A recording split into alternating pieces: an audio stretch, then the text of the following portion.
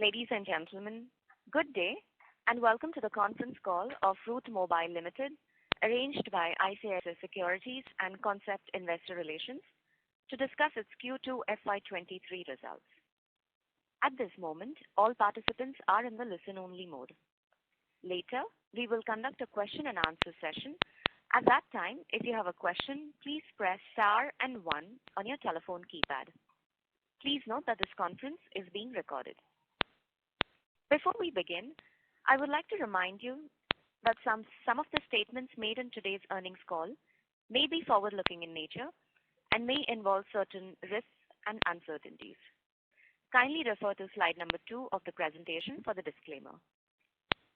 I now hand the conference over to Mr. Aniket Pandey, Lead Technology Analyst at ICICI Securities. Thank you, and over to you, sir. Thank you, Inba.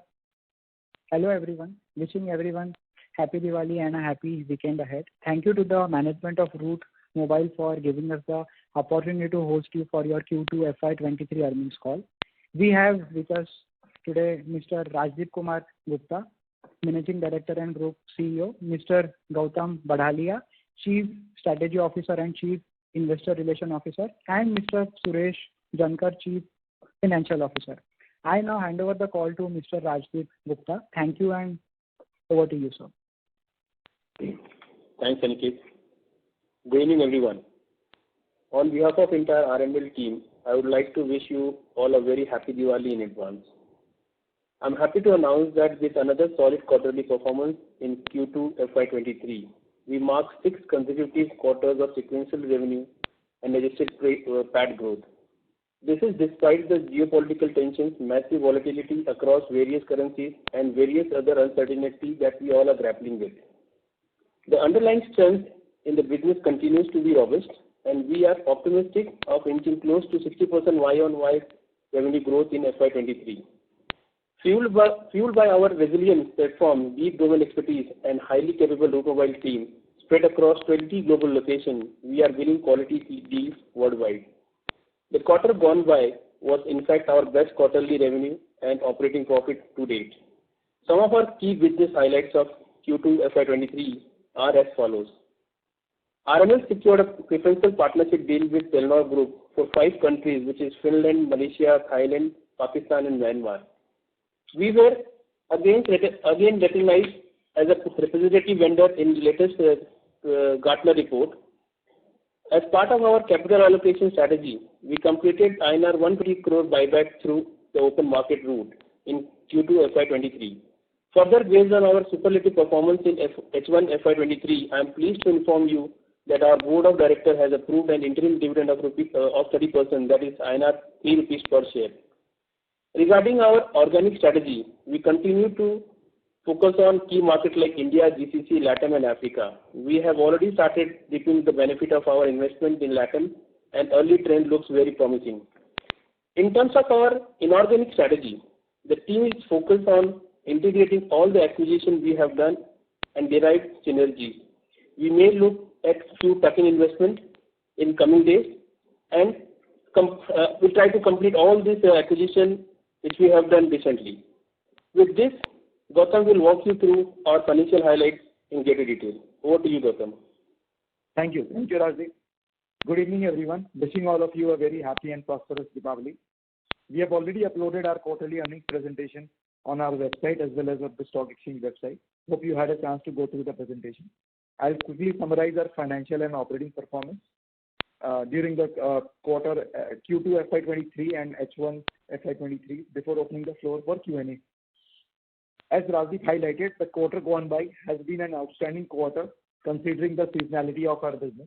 Further, our business has yet again demonstrated strong resilience despite global headwinds, inflationary pressure, geopolitical turmoil, energy crisis, and rising interest rates. The strong foundation coupled with multiple engines of growth has been our secret sauce for demonstrating 6 consecutive quarters of sequential revenue and adjusted profit growth, as highlighted in slide 19 of the presentation. In volume terms, we have processed over around 27 billion transactions in Q2 FY23, which is again the highest quarterly billable volumes processed by us till date. In terms of geography, India continues to be one of our largest markets by termination, accounting for 47% of our revenue by termination. You may refer to slide 6 for the same.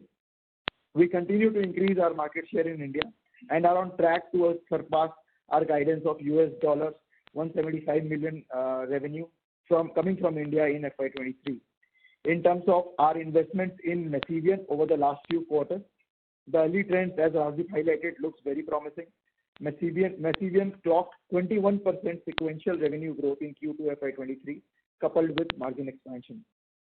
We continue to witness very strong momentum on the next generation products, YOY growth of 116%. One may refer to slide 21 of the presentation. In terms of cash conversion, the cash conversion for this period was slightly muted, largely because of 3 factors. A large PSU bank mandated the collection of our overdue receivables through the government e-marketplace portal, which is called the GEM portal.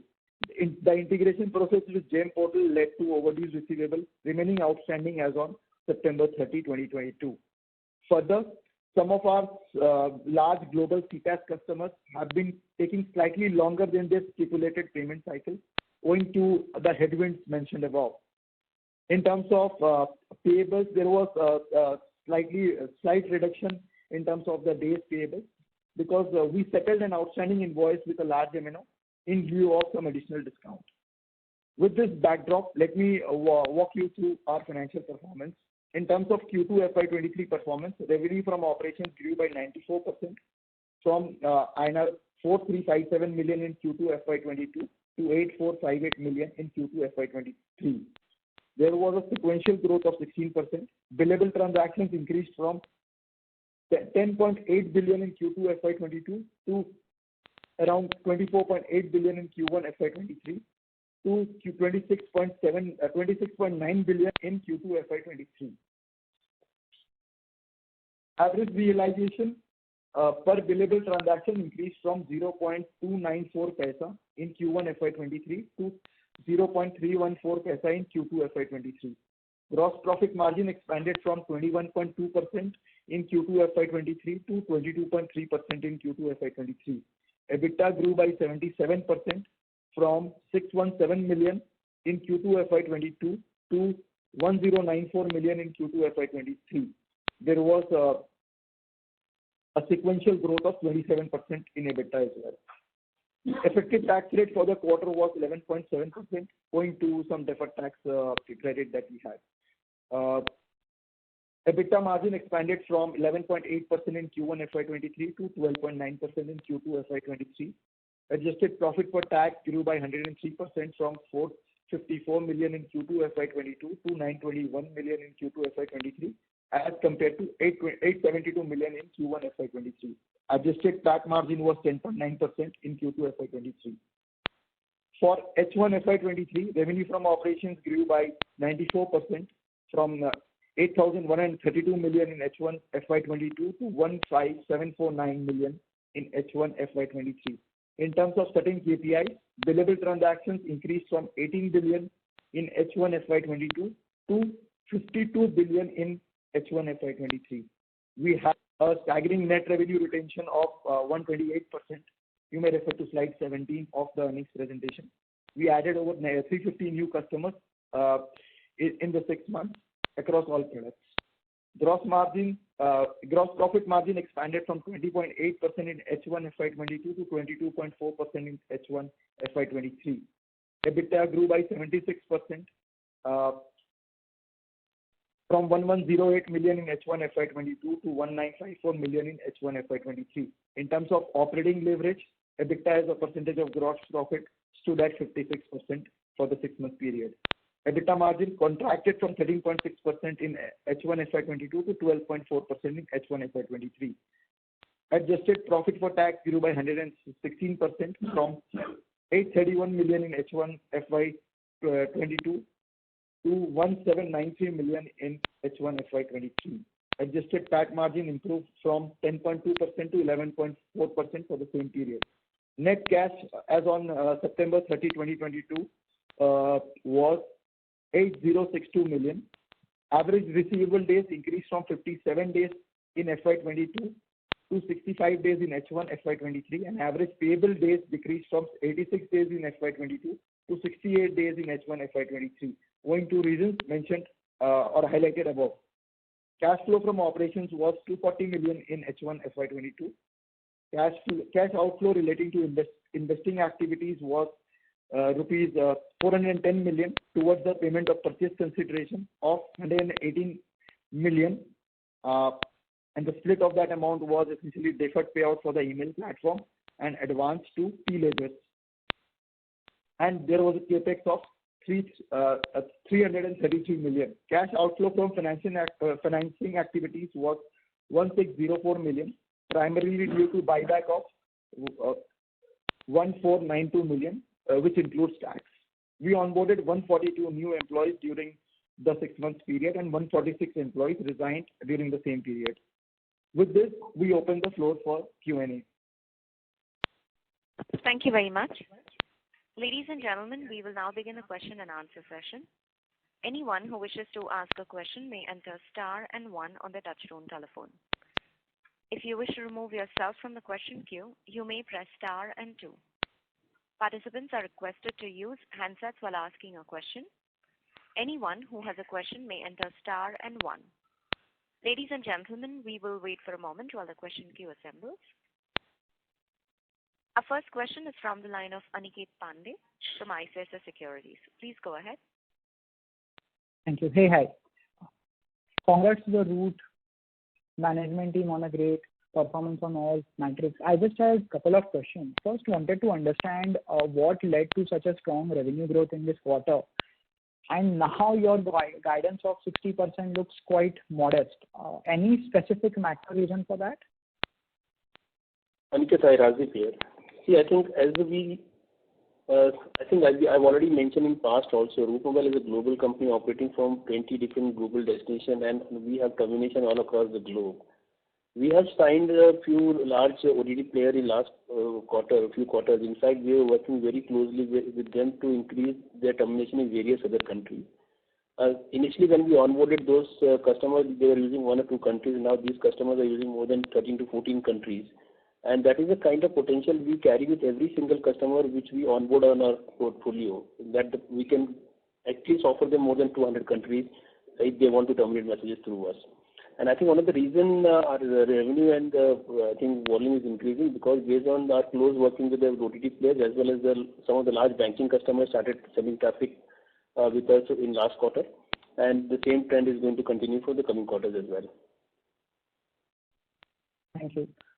And my second question, your EBITDA margin has expanded quite massively in this quarter. If you could walk us through the headwinds and tailwinds on the margins and also your margin aspiration in coming years. Aniket, we have always talked about our aspiration to increase our margin in coming quarters because we believe that the omni-channel adoption is going to increase in more and more in coming quarters or years to come. We are at very early stage of adoption all across the globe, not only in India. As we speak, if you see our new revenue coming from newest technologies is increasing per quarter around 15 to 16%. And we at the current run rate almost doing almost about 30 to 36 crore. If you just do on an annual basis, we are already there with 150 crore run rate. So I think as and when this new line of communication, the new channels will get adopted more by our customer, our revenue, the margin guidance will definitely increase more and more. And we believe that I think all this channel of communication has a much higher gross margin as compared to messaging, and that is exactly where we as a company focus. And there is one slide we have also presented in our presentation. I think the kind of customer we are onboarding not just from India but various part of the world on our new channel of communication. Gautam, if you just want to add anything to this. Yeah. So, Aniket, I mean, to just address some of, both the points, right? So I think besides what Rajiv just highlighted, there was an ILD price increase that had happened, which was always, that is very positive. I mean, whenever there is a price increase by telco, because ours is a pass-through.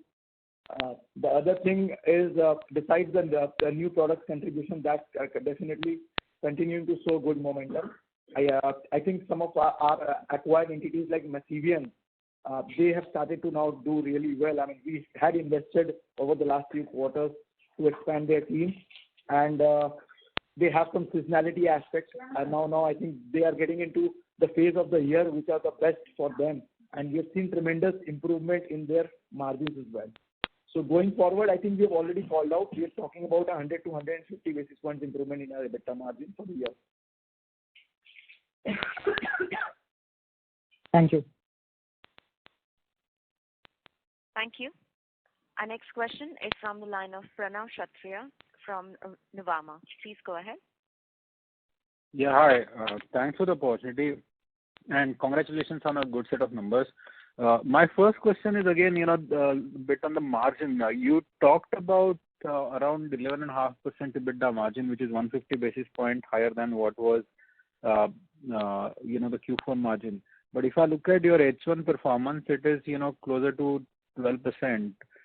So what, is making you conservative in terms of the margin guidance, or you are just keeping it conservative and, there is a possibility that you might overachieve it? Go on. So it's better to be conservative and overachieve. That's what I believe. Acha. But I mean, technically, we should not be seeing any headwinds on the cost side for the next. I mean, are there anything which you want to call out that in the next quarters maybe? Because what I was expecting is, it's not that the gross margin led expansion is there. This margin expansion is because of the operating leverage coming through.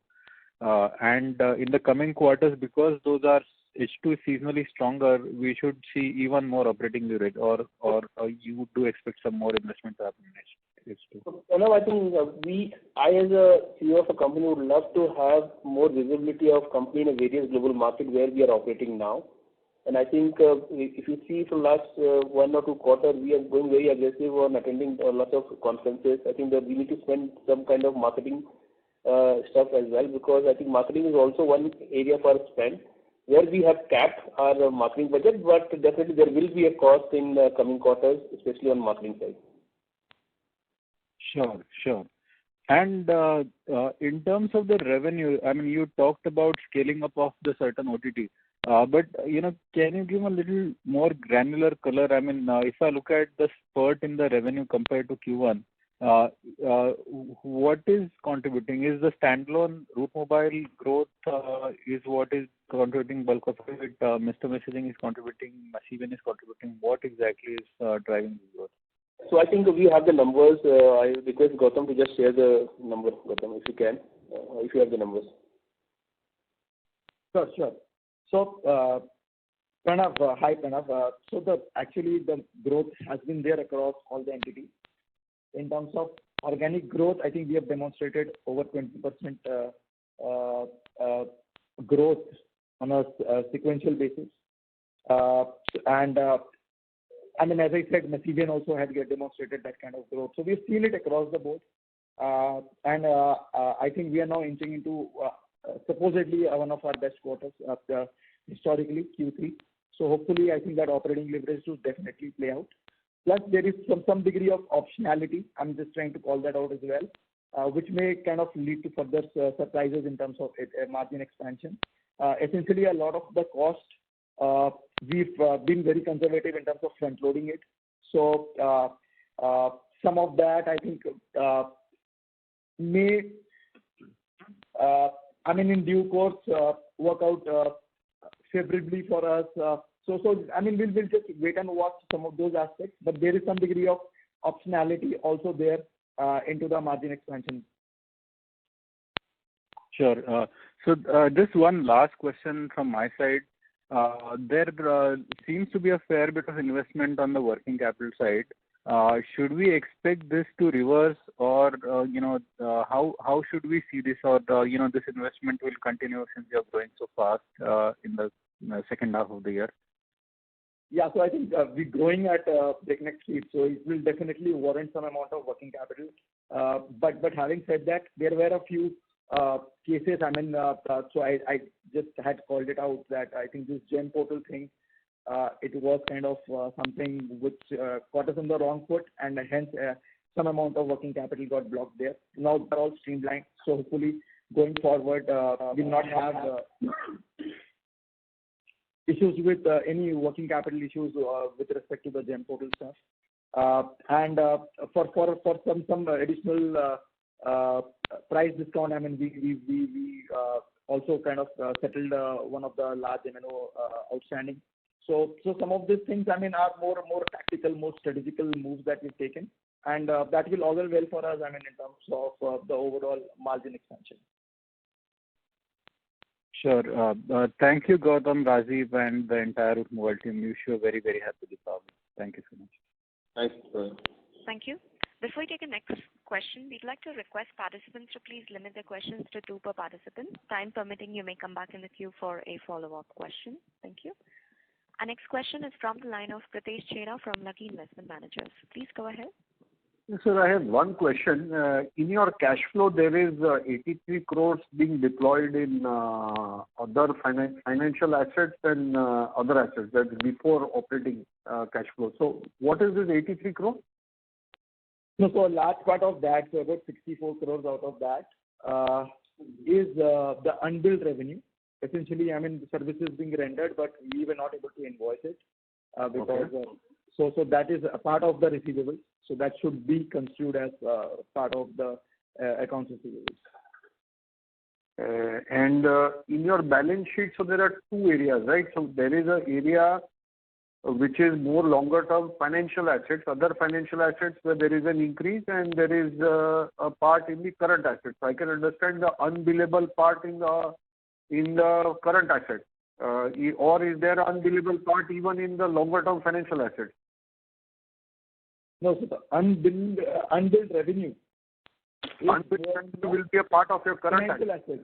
Unbilled revenue is part of the financial assets. Yeah, there are 2 financial assets. Okay, there are 2 financial. One is long-term in nature, one is short-term in nature in your balance sheet. One is a part of your current assets. Within current assets, you have other financial assets, and then there are longer assets where also you have a financial asset.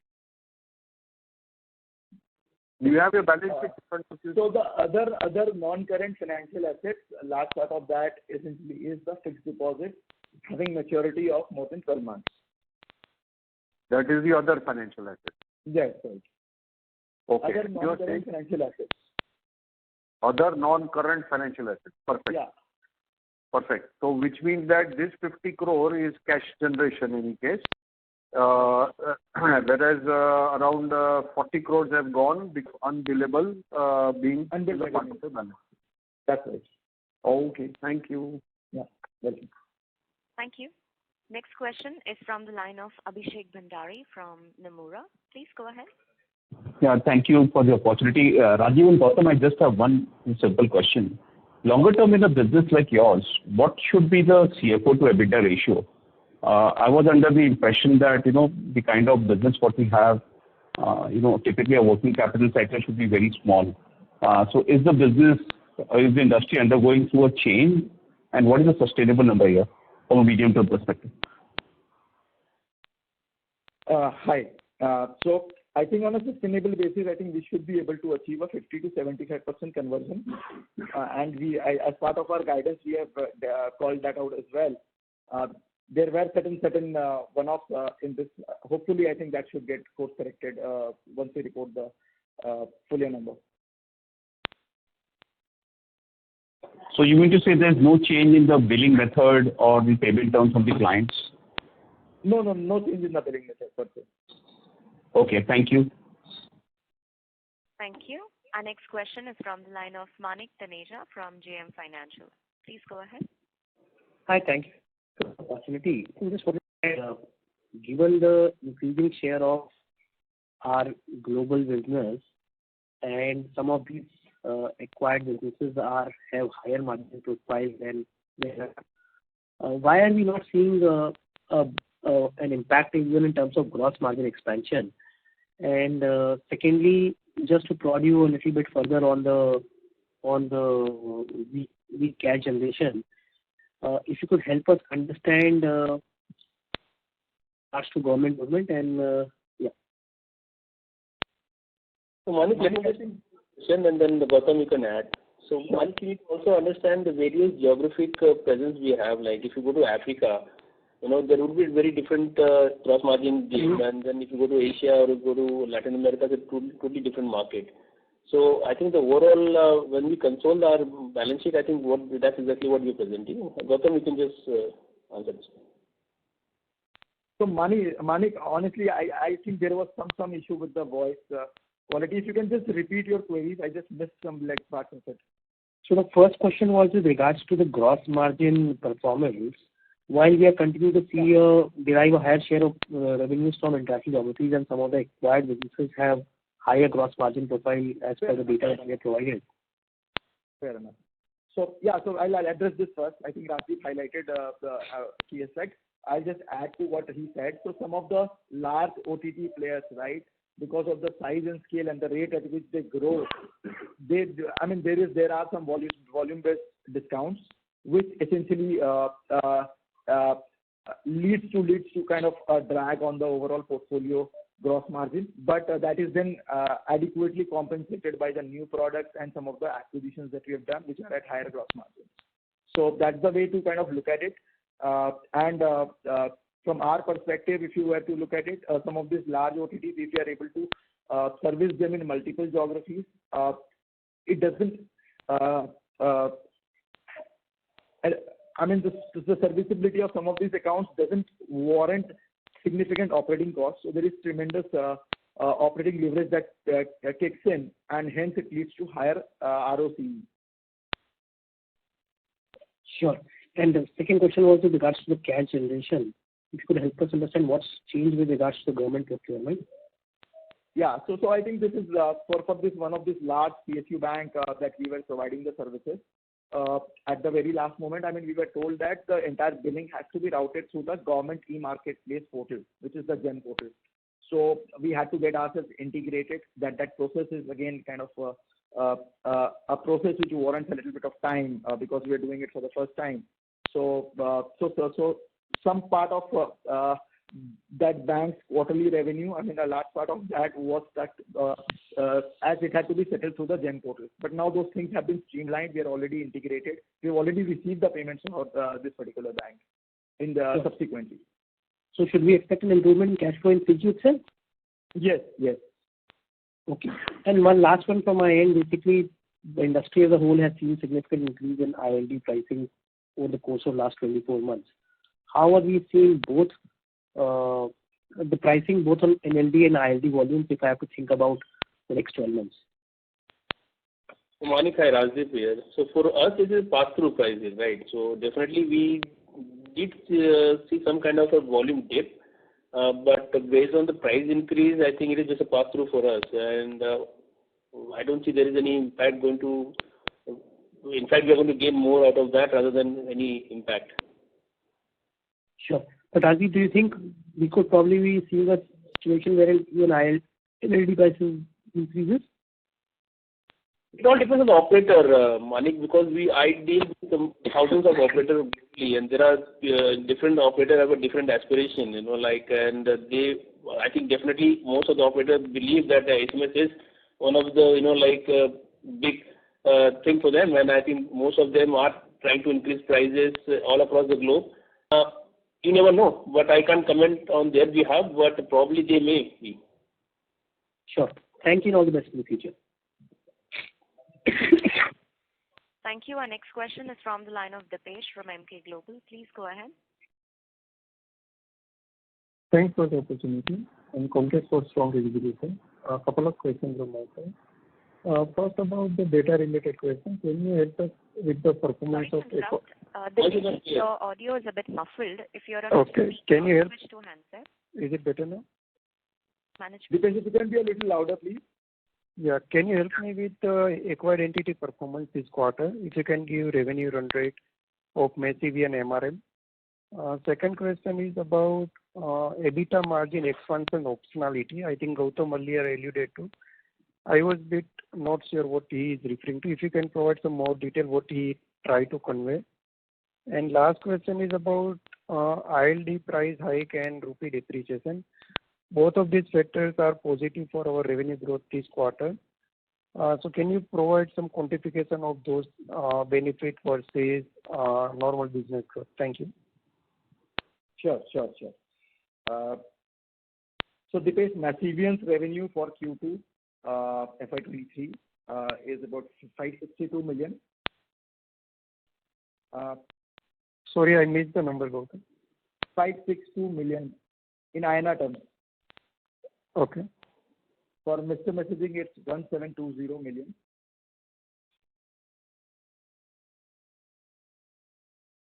Is that sufficient, or you want further entities?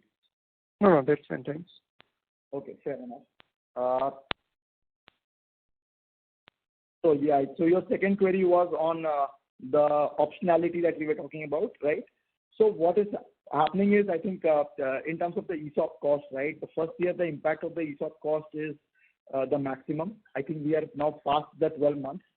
So going forward from the next quarter onwards, there would be a drastic reduction in the ESOP cost, because it will reduce from 48% to almost 28% for the full year.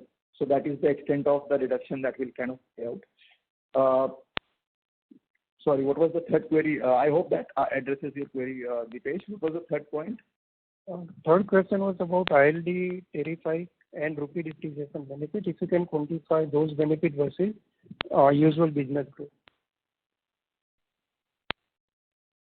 No, so ILD, because of the price increase, definitely there was benefit in terms of realization. Gautam, I think Dipesh, we also buy in dollars, and my customer also pays in dollars. So I hope you're aware of this. For ILD. No, that's fine. But when you Dipesh, sorry to intervene. So Dipesh, so about 35% of our revenue is in dollars, 35% of the revenue is in euros. So in a way, I mean, those things that settled off. In terms of the capital commitment that we have in terms of euros for Mr. Messaging, will tend to benefit because of the depreciation of euro. But some amount of it will be offset by what we have to pay to Masivian in dollars. So net, if you look in terms of the capital commitment between Mr. Messaging and Masivian, we have a net euro exposure. So in a way, we'll benefit in terms of the capital commitment. understand. Maybe I can take it offline. Thank you. Sure. Thank you. Our next question is from the line of Moez Chandani from Centrum Broking. Please go ahead. Yeah. Good evening, and thank you for taking my question. My first question is on your revenue guidance of 60% revenue growth year-on-year. Now, we're looking at H1, we've already grown at 94%. So in that sense, are we being a little conservative with our revenue guidance of 60%, or are you expecting to see some slowdown over the next couple of quarters? Because even if our QOQ growth is flat, we should be able to comfortably exceed that guidance. So just wanted to... 60% is definitely a very good number guidance, so I think we want to stick with 60%, and we are definitely have that, we as a team are looking forward to overachieve 60% also. But as far as the guidance is concerned, I think we want to stick with 60%.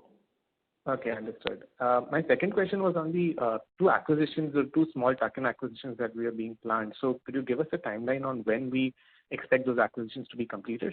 I think both the acquisitions we are still going through the due diligence process, and right now it's under the process only. So as soon as we have the outcome of the diligence, I think then we can definitely share some data. But as of now, it may take some time. That's what we can tell you. Okay. All right. Thank you so much. Thank you. Our next question is from the line of Vivek Sethia from HDFC Securities. Please go ahead. Mr. Vivek Sethia, could you please unmute your line and go ahead? Yeah, sure. Good evening to everyone. So my question, I had a question. I just wanted to understand the breakup of the acquisition, Masivian, Intertelco, and MRM. And just a follow-up on that, since your target is to achieve that 60% revenue growth. So could you break that up in terms of how much would be organic and how much would be from the acquisitions?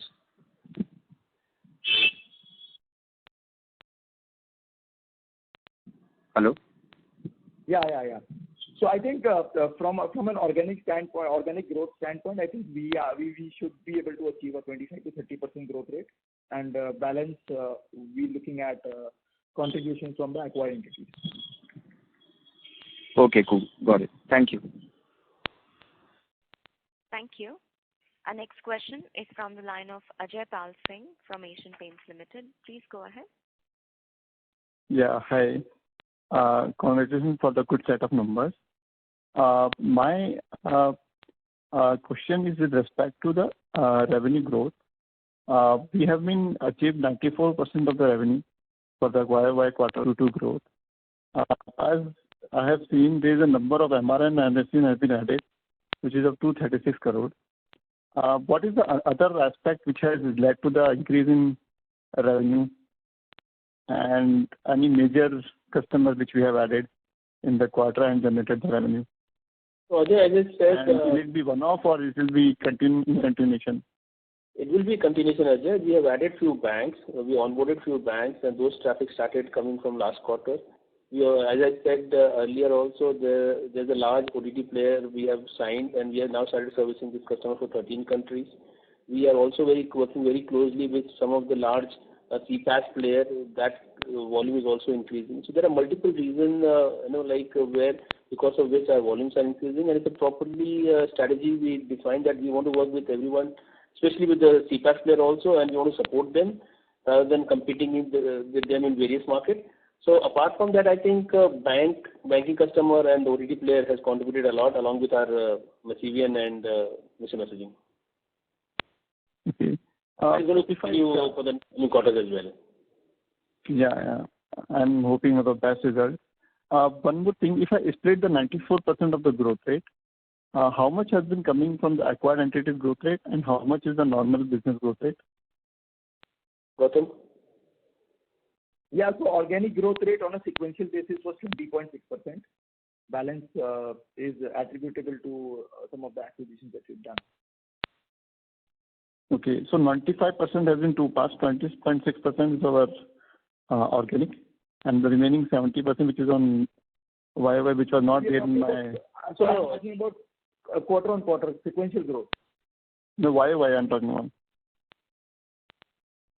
YOY, just give me a second.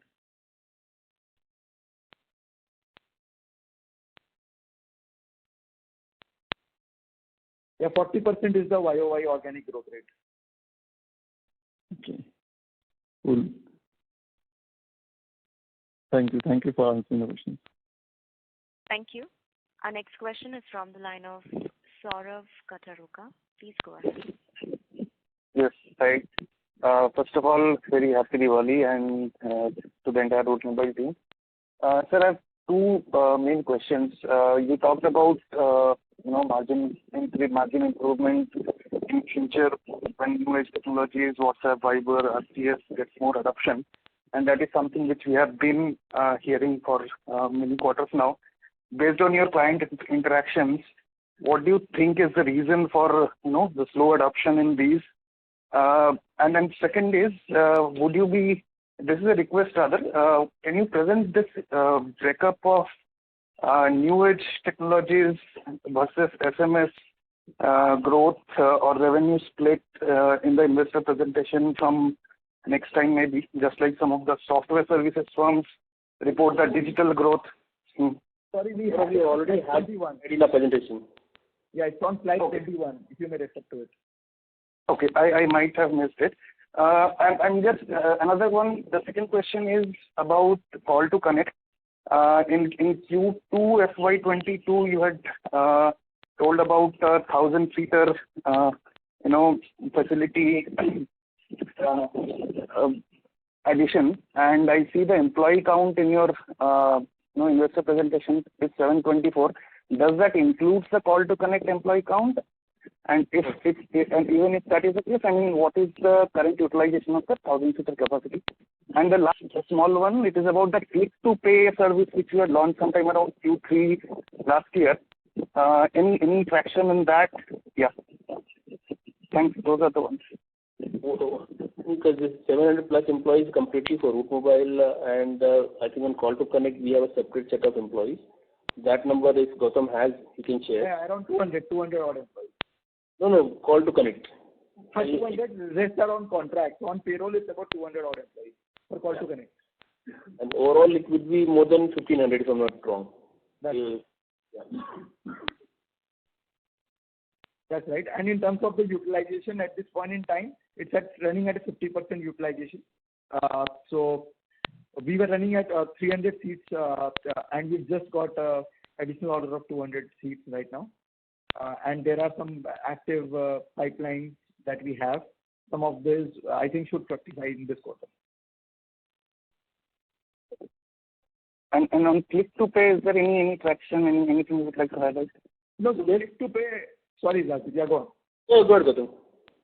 Yeah, so click to pay, I think definitely there is some amount of traction. In fact, I think we've just deployed a conversational commerce platform with Coca-Cola in UAE, where they tested our click to pay, but they had their own proprietary payment solution which they integrated it. So we are kind of taking it to clients at this point in time. Nothing which warrants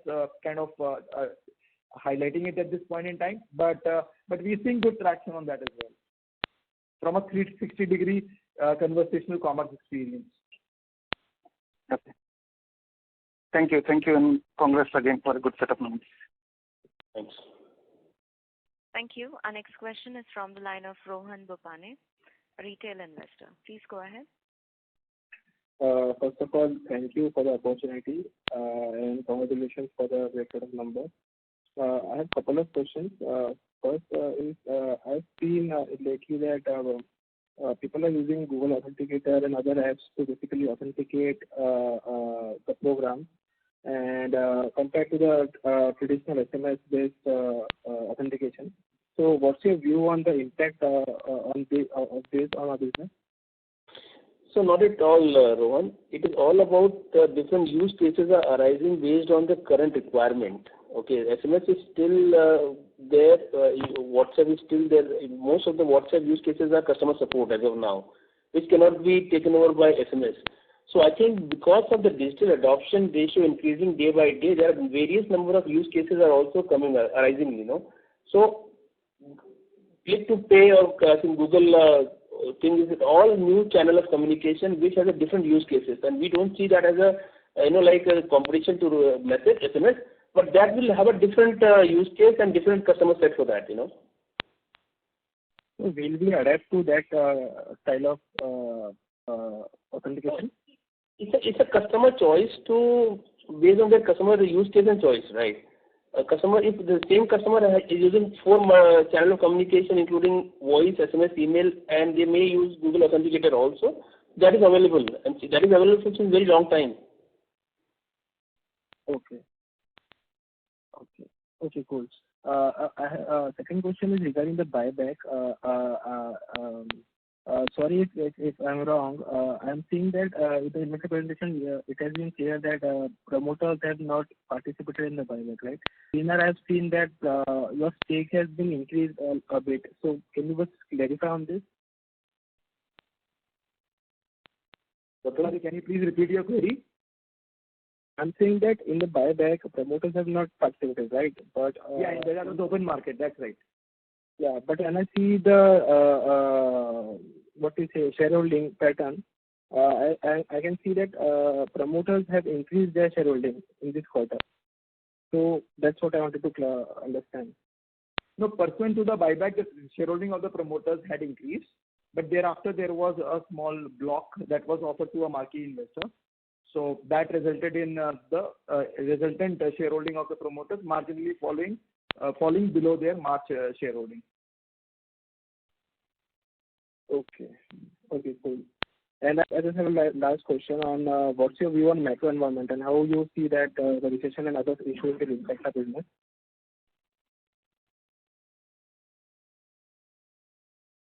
Sure. So I think till now, I think we are largely present in emerging markets. We haven't seen too much of headwinds in terms of what is today happening in the developed markets. plus what is happening, especially in markets like India, because of digitization, because of the initiatives by the government to digitize the economy. You've seen the microtransactions increase multiple times, and as CPaaS partners to enterprises, we tend to benefit out of the increased number of transactions. So per se, we haven't faced the heat that the developed markets are facing at this point in time. And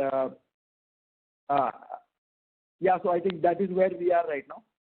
And for a lot of large OTT players from the US and even companies like Alibaba, TikTok, I mean, you name it, most of these companies, so largely from the US, the OTT players, they are looking at their growth coming from emerging markets, and hence we tend to be a big beneficiary.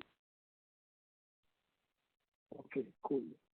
So thank you, sir, for answering my question, and I'm happy to the whole management. Thanks, Rohan. Thank you. Our next question is from the line of Mohana Kumar, an individual investor. Please go ahead. Congrats on a great set of numbers. Just a quick question regarding the cost of messaging. I see that it's actually message service is actually shot up around 20% this quarter, which is much higher than the rest of the expenses that you guys are seeing. Any particular reason why that number is a little higher? Sorry, which number you can you repeat? Purchase of messaging services. So it's up to about 657 versus 565 last quarter. So that's grown a little higher. It's a function of the increase in revenue as well, right? Revenue increased from 730 odd crores to 850 crores. So it's a function because it increased a little more than the revenue. So I just want to know. No, so gross profit. So gross profit margin, if you were to plot it for both the quarters, it's around 22.4 and 22.3. So pretty much, I mean, it has been at high levels. Got it. And just a second question regarding the and I know that you mentioned that you're probably conservative, but if you just look at the basic run rate from current levels, we're looking at like second half is much stronger for you guys than the first half. If you're just looking at the current run rate, keeping this here, we are looking at around 70% growth. So would I be wrong if I'm modeling in close to 75 to 80% YY growth? So a small kind of a caveat there. I think definitely Diwali also actually has happened, and there's some of these festivities have actually happened in Q2 this time. So there is some amount of that has already played out in Q2. Notwithstanding that, I mean, we definitely believe Q3 and Q4 will be good. But I think we have already given a guidance of 60%. We want to stick to it and ensure that we kind of outperform that number. Just to follow up on that, you mentioned the Diwali aspect has already kicked in. So what do you mean by that? Since Diwali, we're still like almost a couple of weeks away. Like Diwali is next week, so just trying to understand, how has that played out in the last quarter? Well, there are lots of sale. It's been already. I think it was there in last month. If you see, like whether it's Amazon or sale for Flipkart and other like. So that's what Gautam is trying to mention. Got it. No, it sounds good. No, thank you very much. Hope you have guys on this even more successful next couple of quarters. Happy Diwali and all the best. Thank you. Thank you. Our next question is from the line of Aditya Yadav from Transient Capital. Please go ahead. Yeah, hi. Thanks for the opportunity. Apologies if the question is a bit repetitive because I joined the call a bit late. Well, as you've been guiding previously, that we are trying for like 100-200 basis point margin expansion every year, and that is the vision for the company. And although the revenue growth has been super and blockbuster to say, but on the margin front, even if you look at year on year, the margins have been flat to a bit negative at the operating level. Yeah, I think we discussed this point earlier. So essentially what is happening is there are some large clients, right, where the revenues grows in multiples, and we service them across multiple geographies. And they happen to be, $1 million clients. over a period of time, as we deepen our relationship with them, I mean, there are volume-based discounts, which essentially have, tends to have be a drag on the overall portfolio margin. But the newer products, some of the acquisitions that we have done, which are doing tremendously higher gross margin, they tend to offset it. And hence, while the gross profit margin has remained at a 21-22%, but in terms of the operating leverage that flows in terms of the EBITDA margin expansion, that actually should, and from our perspective, we look at it from a return on capital employed perspective. So for servicing some of these large multi-million-dollar clients, we don't need to tend to incur too much of operating overhead. So whatever we are able to generate in terms of gross profit flows directly to the EBITDA, and hence leads to tremendous a higher ROC. No, if it goes down to the EBITDA, then obviously the margin should expand, no? And as you are saying, okay, sometimes you have with certain clients, with larger clients, there's a bit of a... some amount of cost impact on the EBITDA margin has been because of the front loading of the... What I'm saying, over year on year, these things should normalize a bit, and we should see some kind of expansion in the margin. So Aditya, exactly what we are trying to say from last 1 hour, that new product is something what we all are focusing right now. As on when the adoption of new channel will happen and more customer will be onboarded for the new channel, our margin will expand for sure. And the kind of guidance we have given in the market, that we have the aspiration to grow our GP in the range of 25 to 30%, and we are working towards that. And the short-term goals also, which you discussed, the 120 basis point expansion every year, that also remains? Yeah, we've already called out, I think, as part of our guidance, 100 to 150 basis points improvement in our EBITDA margin. So we at the year end, we should see by the end, that should play out. Yeah. Okay. Thank you. That's all my side. Thank you. Our next question is from the line of Anil Nada, an individual investor. Please go ahead. Yeah, hi. My question is that these new channels like WhatsApp and all, have they been able to make significant volumes to reach a couple of percentage of the overall revenue so far? Yes, indeed, Rajdeep, because we do see we are already onboarding lots of customers on WhatsApp as we speak, and not only on WhatsApp but on Viber as well as on other channels. So,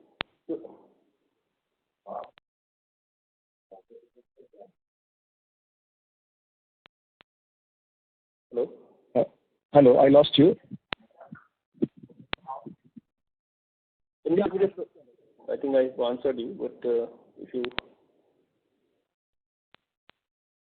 I'm sorry, maybe I'm having an issue at my end. I will go through the transcript. Thank you so much. Thank you. Ladies and gentlemen, that was the last question. I now hand the conference back to the management for closing comments. Thank you, everyone, and wish you all a very happy Diwali and prosperous New Year as well. Thank you once again. Thank you. Ladies and gentlemen, on behalf of ICICI Securities, that concludes this conference. Thank you for joining us, and you may now disconnect your lines.